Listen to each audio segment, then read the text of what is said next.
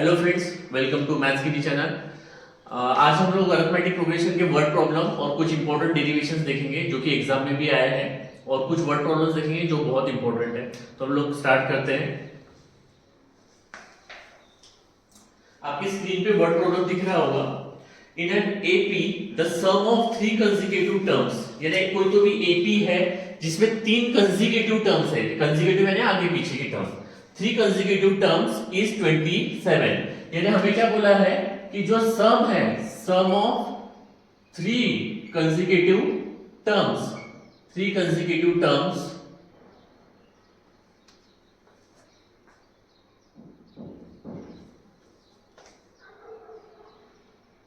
Three consecutive terms का जो sum है वो दिया है 27, और उनका जो प्रोडक्ट है वो दिया है 504, और जो टर्म्स है वो भी दी है। हमें टर्म्स जो लेनी है वो दी है a माइनस डी, यानी एक जो टर्म है वो a माइनस डी है, एक है a और एक है a प्लस डी। ऐसा क्वेश्चन में दिया है। मैं फिर से एक बार रिपीट करता हूं। In an AP the sum of three consecutive term is 27 and their product is 504. Find the terms. Assume that three consecutive terms in AP are a minus d, a and a plus d. अब मान के चलो कि ये तुम्हें नहीं दिया रहा क्वेश्चन पेपर में और तुम्हें सिर्फ इतना दिया रहा, तो तुम्हें ऐसे टर्म्स लेना है। तीन टर्म्स बोला है तो ऐसे टर्म लो कि वो कैंसिल हो जाए, है ना। ये तो हमारे ऊपर है। तो सम ऑफ थ्री कंसेक्यूटिव टर्म्स लेंगे। तो यहाँ पे तो बोला गया था late a minus d, a and a plus d are the three consecutive term, are the three consecutive term। फिर कंडीशन क्या बोली है पहली, sum of three consecutive term is 27। Sum यानी एडिशन, तो इनको ऐड कर लेते हैं। a minus d plus a plus a plus d, तीनों का सम किया तो कितना आ रहा है 27। क्वेश्चन में बोला है sum of three consecutive term is 27। अब यहाँ पे देखो ये minus D plus D cancel हो गया, a plus A plus A, तो ये हो गया तुम्हारा 3a इज इक्वल टू 27। तो a इज इक्वल टू हो गया 27 अपॉन 3, तो a इज इक्वल टू हो गया तुम्हारा 9। उसके बाद सेकंड कंडीशन बोली है प्रोडक्ट जो है तीनों का वो 504 है। सेकंड जो कंडीशन बोली है प्रोडक्ट कितना बोला है 504। तो प्रोडक्ट यानी मल्टीप्लिकेशन, तो a माइनस डी का मल्टीप्लिकेशन इंटू a का मल्टीप्लिकेशन और a प्लस डी का मल्टीप्लिकेशन, ये हो गया 504। अब हम क्या करते, यहाँ a माइनस बी और a प्लस बी का फॉर्मूला लगाते।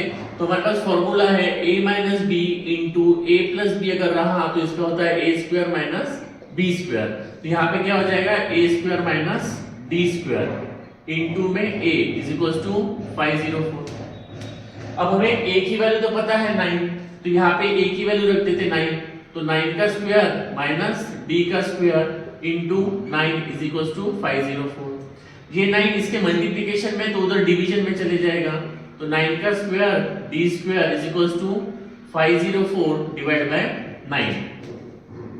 तो यहाँ पे तुम्हारे पास बचा 9 का square 81 minus d square is equal to 504 divide by 9। 9 5 45, 9 6 54, तो 56 आया। ये डिवाइड करके क्या आ गया तुम्हारे पास 56। ओके, अब ये minus D square equal to के उधर जाएगा तो प्लस हो जाएगा, और ये 56 इक्वल टू के इधर आएगा तो माइनस हो जाएगा। तो ये हो गया तुम्हारा डी स्क्वायर, यानी डी स्क्वायर इक्वल टू क्या आया 81 माइनस 56। तो ये 5 आ गया और यहाँ पे 2 आ गया 25, और डी इक्वल टू क्या हो गया, ये हो गया तुम्हारा प्लस माइनस 5, क्योंकि स्क्वायर रूट डी स्क्वायर है। ये डी स्क्वायर का मतलब क्या है कि इसकी दो वैल्यूज पढ़ने वाली है। लड़के क्या करते हैं, ये स्टूडेंट्स क्या करते हैं, डी स्क्वायर इक्वल टू 25 लिखते हैं और D is equal to under root of 25 कर देते हैं और डी इज इक्वल टू बोलते हैं 5। नहीं, ऐसा नहीं होगा। डी का पावर 2 है, यानी इसके दो रूट्स गिरेंगे जो कि प्लस और माइनस 5 होगा। तो डी का वैल्यू क्या होगा, प्लस और माइनस 5। तो d की वैल्यू हमें एक मिली है +5, एक d की वैल्यू मिली है -5। तो d की वैल्यू +5 अगर ली, then the three consecutive terms are, पहले क्या थे हमारे पास a d था, तो a d, तो a की वैल्यू थी 9, -5, 9 - 5 4। उसके बाद a था दैट इज इक्वल्स टू 9। उसके बाद a प्लस d था दैट इज इक्वल्स टू 9 + 5 14। उसके बाद when d is equals to -5 तो 3 कंसेक्यूटिव टर्म क्या बन जाएगी? पहला था a - d, तो a माइनस d की वैल्यू क्या है इसमें? -5 है, तो 9 माइनस माइनस प्लस 5 14 हो गया। फिर बाद में था a इज इक्वल्स टू 9 और a plus d is equals to a की वैल्यू थी हमारे पास 9 प्लस और d की वैल्यू -5 4। तो यहां पे हमारा सॉल्यूशन कंप्लीट। नेक्स्ट क्वेश्चन बोला है find the 4 consecutive terms in an AP whose sum is 12। यानी 4 consecutive term है जिसका सम है 12 and the sum of third and fourth term is 14। assume the 4 consecutive term in AP are, हमें ये terms दी है a minus d, a plus d और a plus 2d। तो question में बोला था कि whose sum is 12, यानी इनका सम अगर करें तो कितना है 12। तो कंडीशन 1 क्या बोला है? कंडीशन 1 बोला है कि इन सबका अगर सम करते हैं तो वो किसके बराबर आएगा? वो आएगा 12 के बराबर। ओके, तो ये a यहाँ पे ये -d प्लस d कैंसिल हो गया, a plus a 2a 3a 4a, तो ये हो गया तुम्हारा 4a plus 2d is equals to 12। Second condition क्या बोलिए? The sum of third and fourth term. तो third and fourth term, the sum of third and fourth term. Condition 2 क्या बोला है हमें कि sum of third and fourth term is equals to कितना बोला है? 14। तो ये बोला है 14। तो थर्ड टर्म कौन सी है हमारे पास? a plus d plus fourth term है a plus 2d is equals to 14। a plus a 2a, d plus 2d 3d is equals to 14। तो ये एक लीनियर इक्वेशन बना, ये एक लीनियर इक्वेशन बना। अब ये दो लीनियर इक्वेशन को हमें सॉल्व करना है। तो यहाँ देखो, यहाँ क्या है? प्लस, यहाँ क्या है? प्लस। प्लस प्लस रहा तो हम क्या करते हैं? सबट्रैक्शन करते हैं। अच्छा, इसका कोएफिशिएंट 2, इसका कोएफिशिएंट 3, यानी हम क्या करेंगे? इक्वेशन 1 को 3 से मल्टीप्लाई करेंगे, इक्वेशन 2 को 2 से मल्टीप्लाई करेंगे। तो मल्टीप्लाई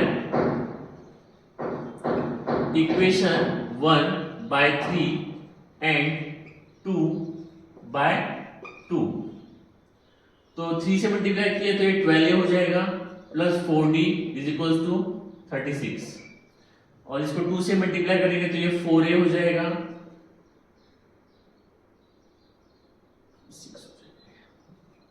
ये 6d हो जाएगा और ये 28 हो जाएगा। तुम्हें पता है यहाँ प्लस है तो अपन क्या करेंगे? सबट्रैक्शन करेंगे। इसे 3 बोलेंगे, इसे 4 करेंगे। Subtract equation 4 from 3। तो फिर से लिखेंगे 12a plus 6d is equals to 36, 4a plus 6d is equals to 28। Subtraction जब हम करते हैं तो नीचे के साइन चेंज होते हैं, ये माइनस प्लस का माइनस प्लस का minus. 12a minus 4a 8a plus 6d minus 6d cancel और 36 माइनस 28 8। तो a is equals to 8 divide by 8, तो a इज इक्वल्स टू हो गया 1। a की वैल्यू मिल गई, किसी इक्वेशन में पुट कर देते हैं। तो put a is equals to 1 in equation 1 क्या है? 4a plus 2d is equals to 12, तो 4 into 1 plus 2d is equals to 12, 4 plus 2d is equals to 12, plus 4 equal to भी उधर जाएगा तो माइनस 4 हो जाएगा, 2d is equals to 12 minus 4, 2d is equals to 8, और 2d के multiplication में है तो इक्वल टू के उधर जाके डिवीजन में हो जाएगा, तो d इज इक्वल्स टू 4। तो हमें a भी पता चल गया, d भी पता चल गया। therefore 4 consecutive terms are, पहला था a माइनस d, तो a की वैल्यू है हमारे पास 1 माइनस 4 माइनस 3, उसके बाद a that is equals to 1, उसके बाद a प्लस d, तो a की वैल्यू है 1 plus 4 that is equals to 5, और बाद में है a plus 2d 1 plus 2 into 4 1 plus 8 which is equals to 9। तो इस तरीके से ये क्वेश्चन का सोल्यूशन हो गया।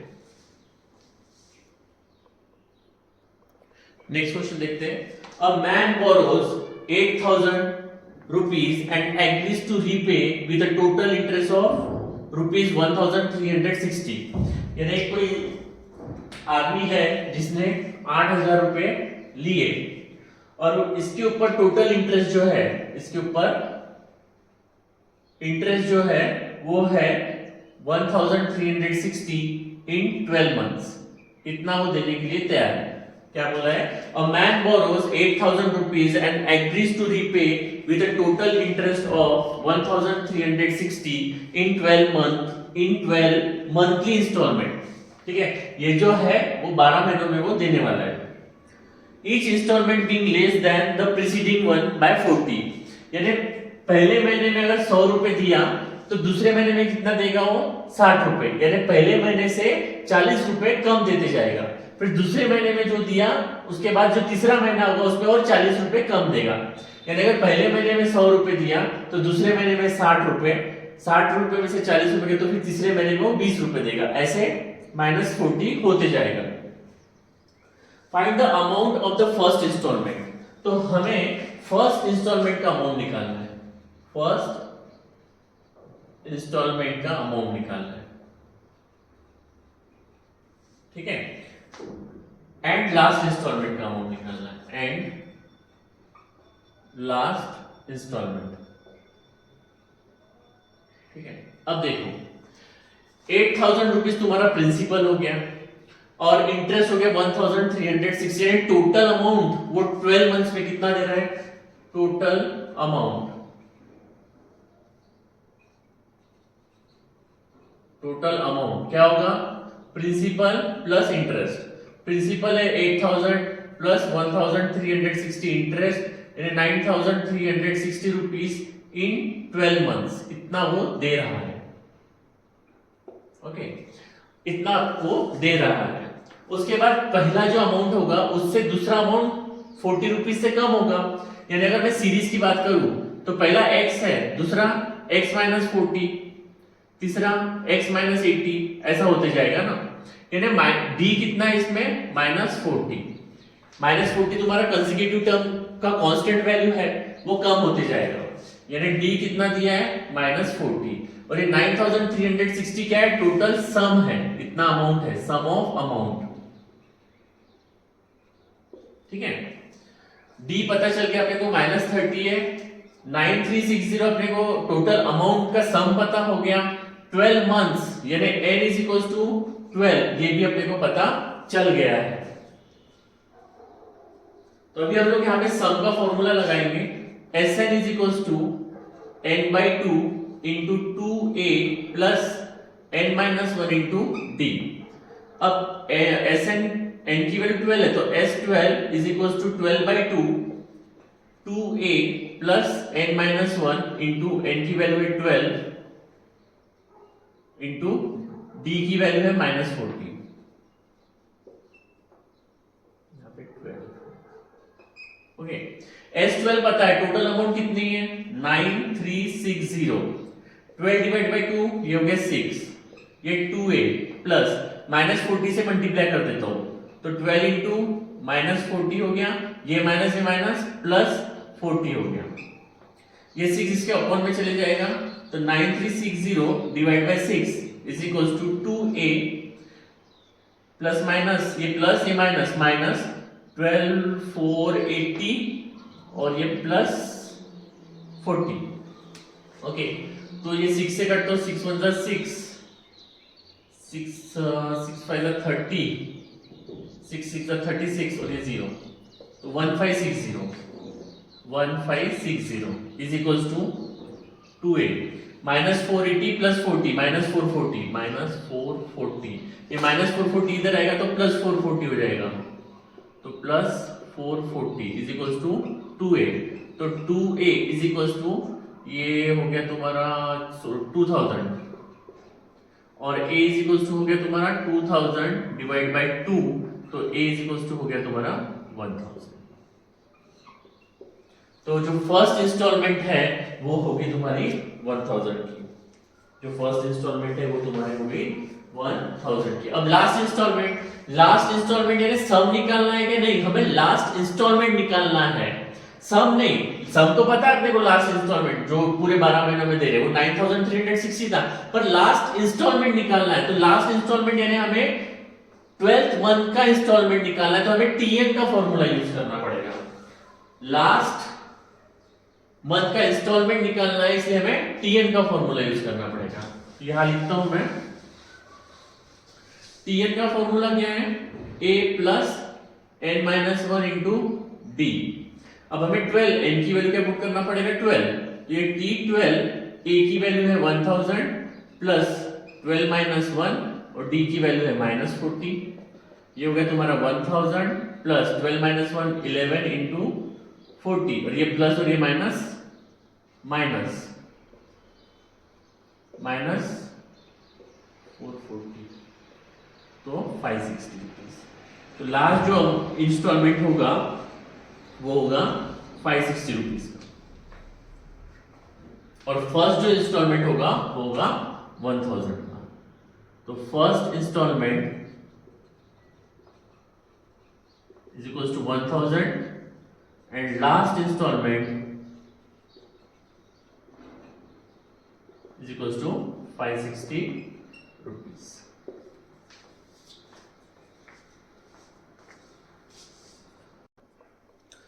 नेक्स्ट क्वेश्चन देखते हैं। Sachin invested 5000 in the first year. Sachin ने क्या किया, फर्स्ट ईयर में 5000 अमाउंट इन्वेस्ट की। 7000 इन सेकेंड ईयर में 7000 इन्वेस्ट की। 9000 थर्ड ईयर में 9000 इन्वेस्ट की। ओके, मैं फिर से एक क्वेश्चन पढ़ता हूं। Sachin invested 5000 in the first year, 7000 in the second year, 9000 in the third year and so on in national saving certificate scheme. How much amount did he invest in 12 years.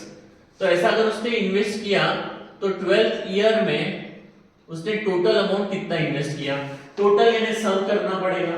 Question क्या बोल रहा है, सम करना पड़ेगा क्योंकि total पूछा है। यानी अब हम देखेंगे यहाँ पे a की वैल्यू हो गई तुम्हारी 5000, d इसके बीच का डिफरेंस 2000, इसके बीच का डिफरेंस 2000, तो d हो गया तुम्हारा 2000।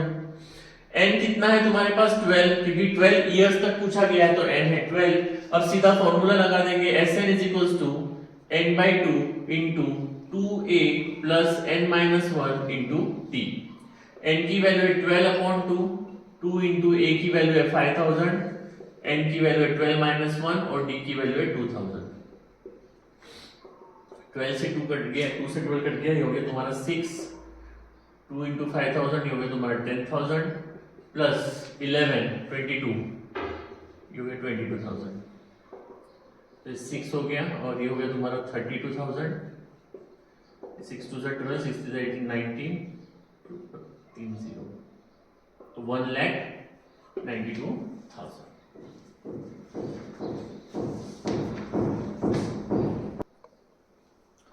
नेक्स्ट डेरिवेशन है, if the first term of an AP is A, the second term B and the last term C, then show that the sum of the terms of AP is, यानी sum of term of AP is, sum of term of AP is A plus C into B plus C minus 2A whole divided by 2 into B minus A।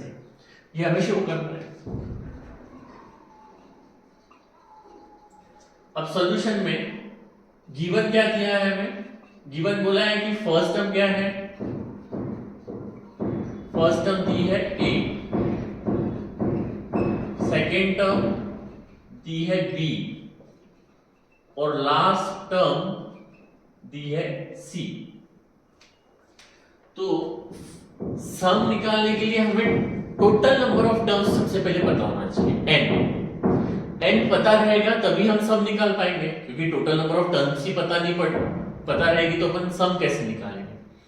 और total number of terms हमें कैसे पता चलेगी, जब हम Tn निकालेंगे। तो हमारे पास Tn का फॉर्मूला है, Tn का फॉर्मूला है a plus n minus one into D, a plus n minus one into D.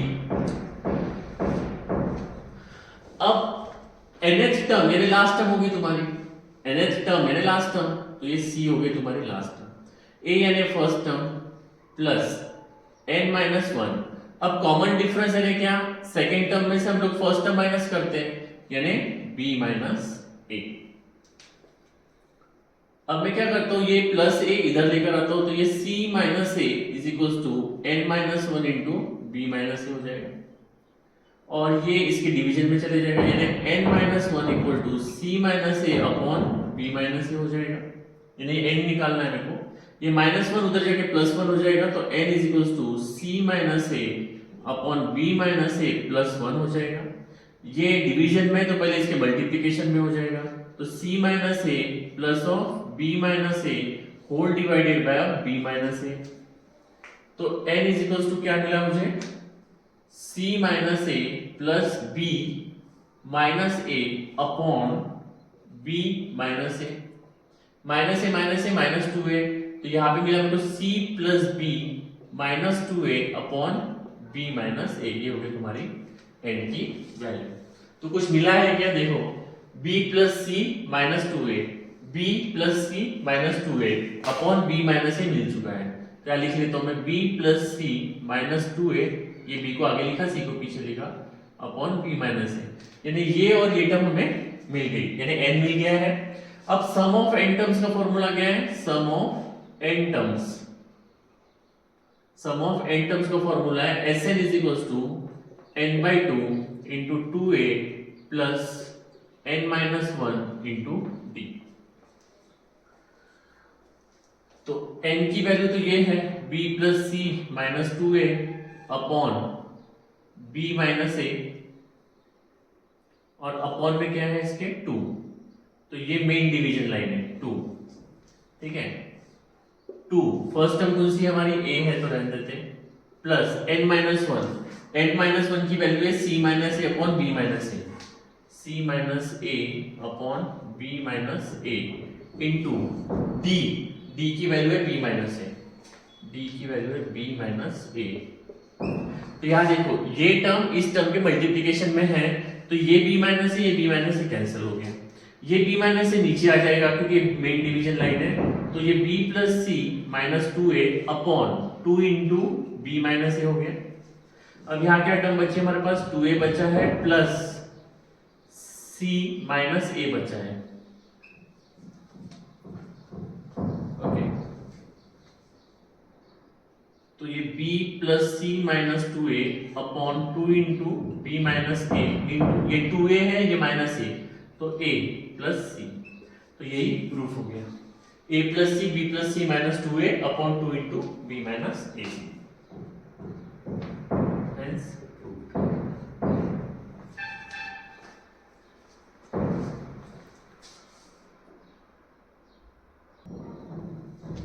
Next question देखते हैं, if the sum of first p terms if the sum of first p terms of an AP is equal to the sum of first q terms, यानी sum of p term is equals to sum of q terms, ऐसा question में बोला है, then show that the sum of its first p plus q term is 0, then show that its first p plus q term is 0। Condition दी है कि p does not equal to q, condition दी है p does not equal to q। तो सबसे पहले हमें Sn का फॉर्मूला पता है सम ऑफ n टर्म्स का, n by 2 into 2a plus n minus 1 into d। अब देखो अगर sp निकालना है तो यहाँ पे क्या हो जाएगा, sp हो जाएगा, यहाँ n by 2 रहेगा, ये 2a plus n minus 1 into d, sp अगर निकालना है तो p हो जाएगा, सॉरी p हो जाएगा, क्योंकि n यहाँ पे n था इसलिए यहाँ पे n आया, तो यहाँ पे भी p minus 1 हो जाएगा। और अगर sq निकालना है तो q upon 2 2a plus q minus 1 into D हो जाएगा। अब क्वेश्चन में क्या बोला है, sp is equals to sq, so sp is equals to sq, तो sp की टर्म क्या है, p by 2 into 2a plus p minus 1 into D is equals to q by 2 into 2a plus q minus 1 into D. ये 2 से cancel हो गया, तो ये बना तुम्हारे पास, p से मैं मल्टीप्लाई कर देता हूं, तो 2pa plus p into p minus 1 into D is equals to 2qa plus q into q minus 1 into D.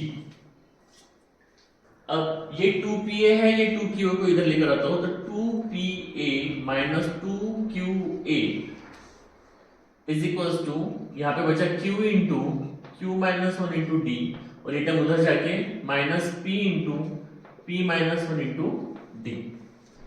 अब यहां से मैं 2a कॉमन निकालता हूं, 2a कॉमन निकाला तो यहाँ p माइनस q बचा इज इक्वल्स टू, यहां से d कॉमन निकालता हूं तो यहां बचेगा q into q minus 1 minus p into p minus 1, इतनी टर्म तुम्हारे पास बचेगी। ये 2a into p minus q इधर रखेंगे, और ये पूरी टर्म इधर से इधर लेकर आएंगे, तो ये पूरी टर्म प्लस है, इधर आके माइनस हो जाएगी, तो minus d into q minus 1 minus p into p minus 1 equal to 0। ये पूरा टर्म उठाया तो यहाँ पे प्लस d है, ये प्लस d इधर आके क्या हो जाएगा, माइनस d, तो ये 2a into p minus q, अभी माइनस से मैं अंदर मल्टीप्लाई करता हूं तो यहाँ प्लस हो जाएगा इंटू d, माइनस से इधर मल्टीप्लाई करूंगा तो ये minus q into q minus 1 अभी हो जाएगा, ये माइनस प्लस हो जाएगा p into p minus 1 equal to 0। ये 2a p minus q plus d, अब ये माइनस q से अंदर मल्टीप्लाई करता हूं तो माइनस q स्क्वायर हो जाएगा, ये माइनस प्लस q हो जाएगा, plus p into p square हो जाएगा, और ये माइनस p हो जाएगा। मुझे क्या करना है, ये p माइनस q है, तो इन टर्म में से मेरे को p माइनस q कॉमन निकालना है, तभी मेरा डेरिवेशन कंप्लीट होगा। तो ये p square minus q square की टर्म में एक साथ ले लेता हूं, p square minus q square की टर्म मैंने एक साथ ले ली, फिर मेरे पास बचा q माइनस p, या मेरे पास बचा प्लस q माइनस p, ये टर्म बची है इक्वल टू 0। तो ये 2a p minus q plus d, a square minus b square अगर यहां लगाया तो ये p minus q into p plus q हो जाएगा, और यहां से मैं माइनस साइन अगर कॉमन निकाल लूं तो ये तुम्हारा हो जाएगा p प्लस q,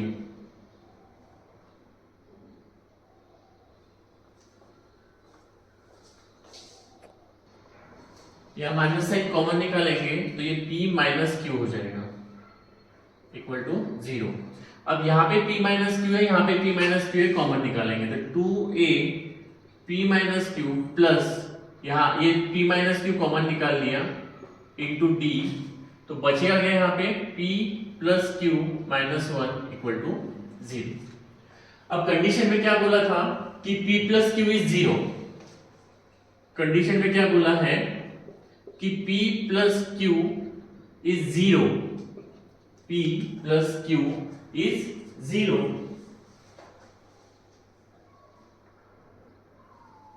ये शो करना है, सॉरी ये शो करना है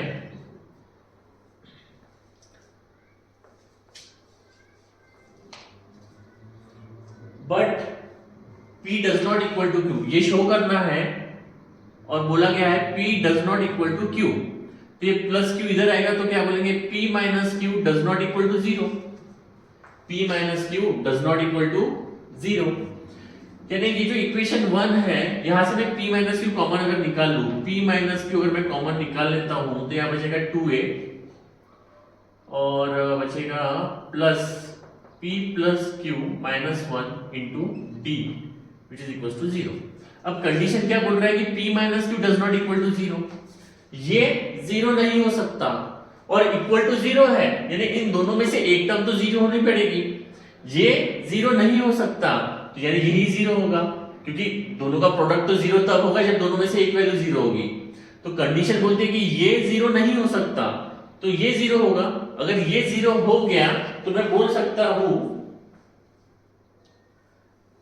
ये 0 नहीं हो सकता, ये 0 अगर हो गया तो मैं बोल सकता हूं 2a plus p plus Q minus 1 into D which is equal to 0, क्योंकि p माइनस क्यू तो 0 नहीं है।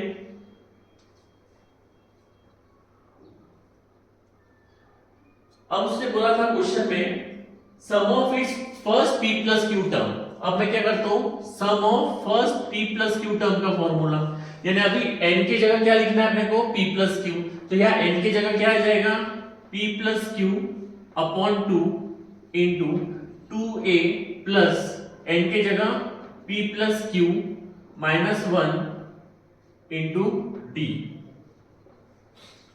तो अभी अपने को क्या पता चल गया, 2a plus p plus Q minus 1 into d, इसकी वैल्यू 0 है, यानी इसकी पूरी वैल्यू क्या हो गई 0, और 0 से किसी को भी मल्टीप्लाई करेंगे तो 0, तो ये हो गया तुम्हारा s p plus Q is 0। तो यही हमें सम p plus Q is 0 show करना था, जो कि हमने कर दिया।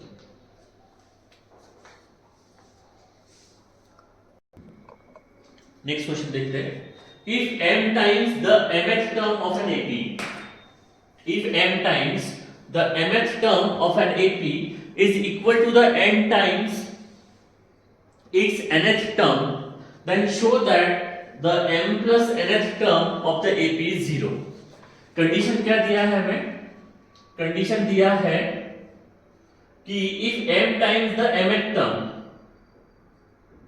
if m times the mth term यानी tm is equals to n times the nth term यानी tm, then show that tm plus nth term of AP is 0, ये शो करना है।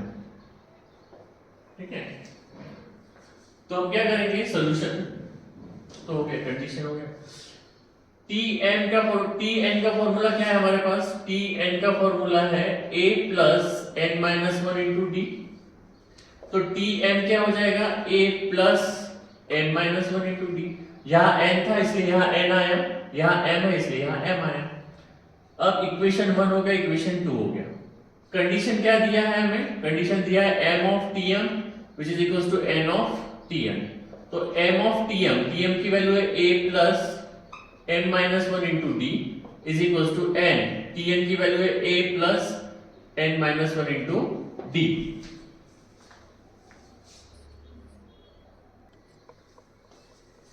n से मल्टीप्लाई करेंगे तो ये m into A, m into m minus 1 into D is equal to n into A plus n into n minus 1 into D.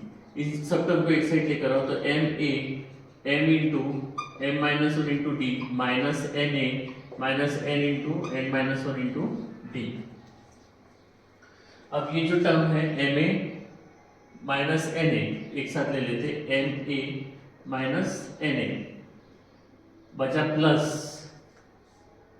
m into N minus 1 into D minus n into N minus 1 into D which is equal to 0। तो ये m यहाँ से a common निकाल लेता हूँ, a common निकाल लिया तो यहाँ पे m माइनस n बचा, n माइनस n बचा प्लस यहाँ से d कॉमन निकालता हूँ तो यहाँ पे m into m minus 1 minus n into n minus 1 बचा इक्वल टू 0।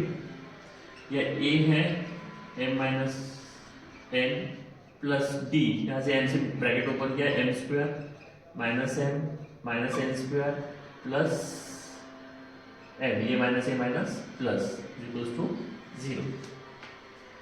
अब ये a इंटू m माइनस 1 इधर रखा है प्लस d इंटू ये m स्क्वायर है माइनस n स्क्वायर साथ में लेकर आता हूँ, तो ये m square minus n square साथ में लेकर आया तो मेरे पास बचा माइनस m प्लस n, मेरे पास बचा minus m plus n equal to 0।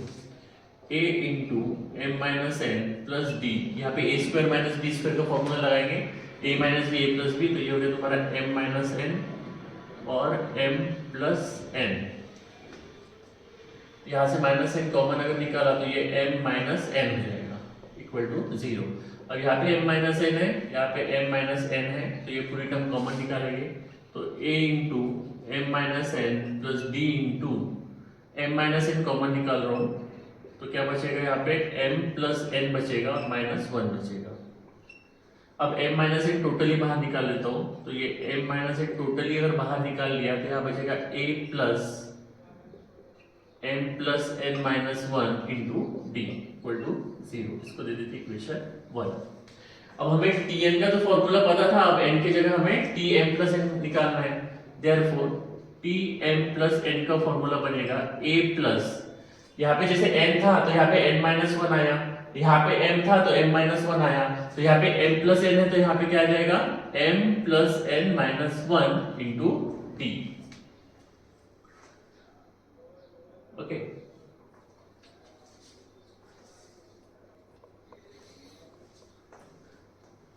Equation 1 को अगर मैं m माइनस एन से डिवाइड कर दूं तो मेरे पास ये टर्म इक्वल टू 0 हो जाएगी।